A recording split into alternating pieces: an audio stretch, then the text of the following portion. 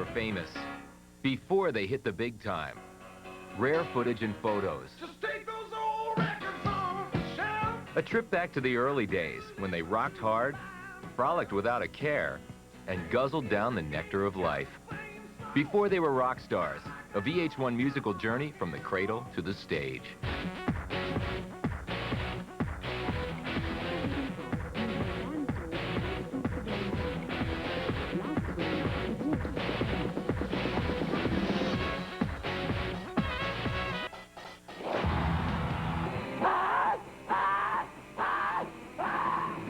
Buffalo, New York wasn't exactly going gaga over this ragged trio, but that was before they got all dolled up. And I don't want to see me.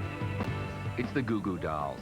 With the Grammy-nominated hit Iris and 2 platinum albums, it's hard to believe these guys were once too brash for the mainstream. But before they introduced Goo Goo Dolls Light, the boys were rebels without a stylist.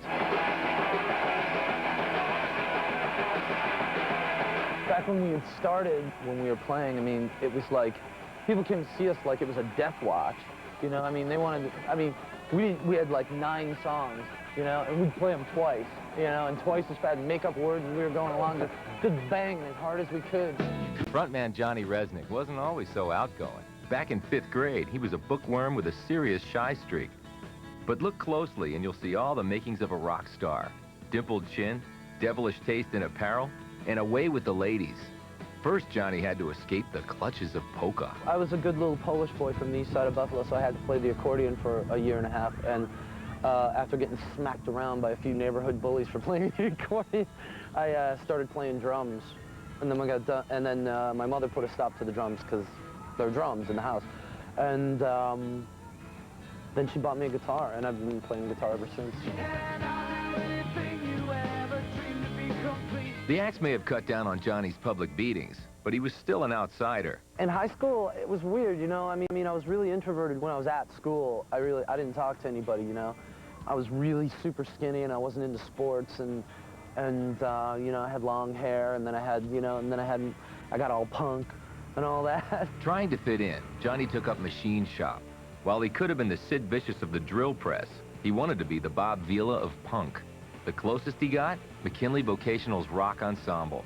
School just wasn't Johnny's scene. You ain't even gonna find me in a yearbook. No way. I think I was in 1 yearbook. I hated school. I hated high school. I didn't belong there. So I didn't even want to be there. As for bassist Robbie Takac, his musical education began at the Medaille College radio station in Buffalo. But spinning other people's discs didn't satisfy. He longed to see his own name in heavy rotation. It was just a matter of getting in touch with the right guy. Robbie and I met each other in 1985, 86, and we sort of ran in the same circles of people. We were both playing in different bands and decided that it would be cool if we did a band together, so that's what we did.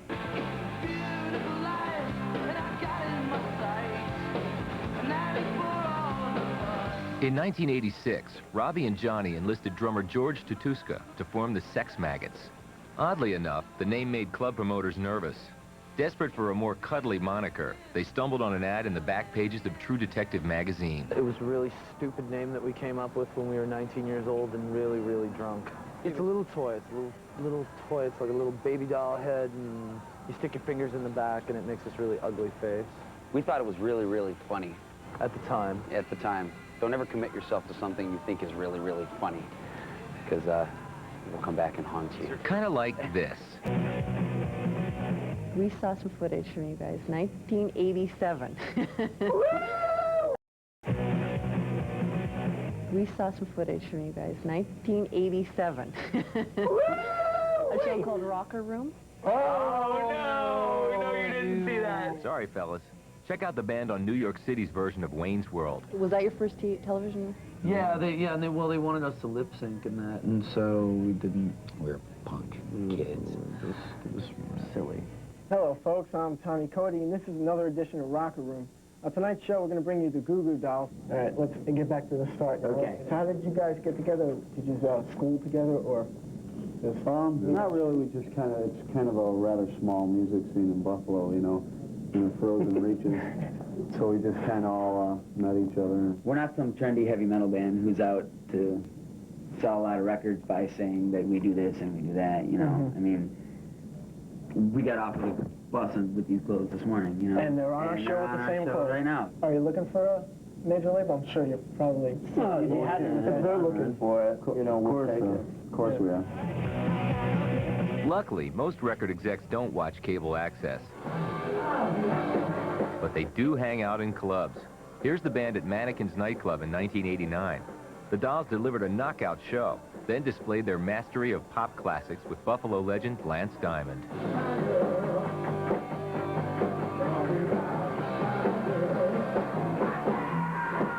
By 1991, they'd made it to Buffalo's Punk Carnegie Hall, the Continental Club. It was there the Dolls began polishing their sound.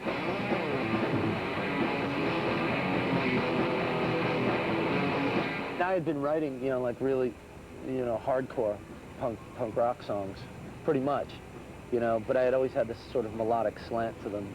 The Goo Goo Dolls were about to bust out of Buffalo and go national.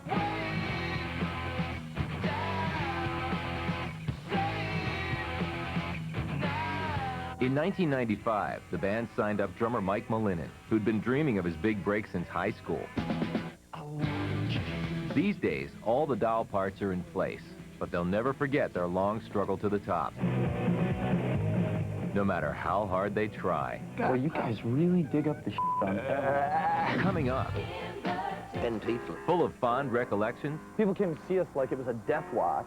and tender tales. I like to read art books and eat food. More important, it's been a celebration of the rock star spirit, a tribute to their brave journey from the cradle to the stage.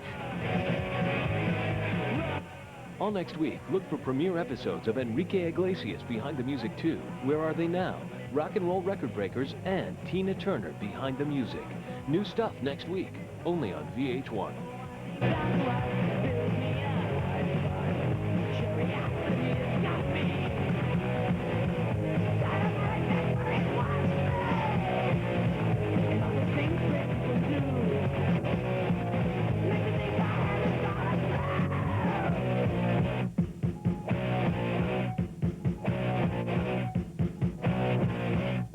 I tell you, you guys got one fast drummer back here. All right, Goo Goo Dolls on Rocker Room.